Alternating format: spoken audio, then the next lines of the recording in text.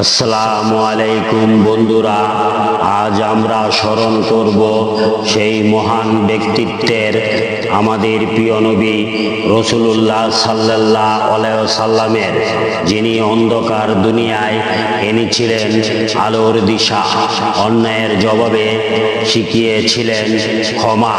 তার জীবনের প্রতিটি পদক্ষেপ ছিল মানবতার শিক্ষা, ভালোবাসা আর ধৈর্যের দৃষ্টান্ত। তিনি কখনো কাউকে কষ্ট দেননি, বরং কষ্টের বিনিময়ে দোয়া করেছেন। তার চরিত্র ছিল কোরআনের জীবন্ত ব্যাখ্যা, আল্লাহর সন্তুষ্টির পথে এক উজ্জ্বল উদাহরণ।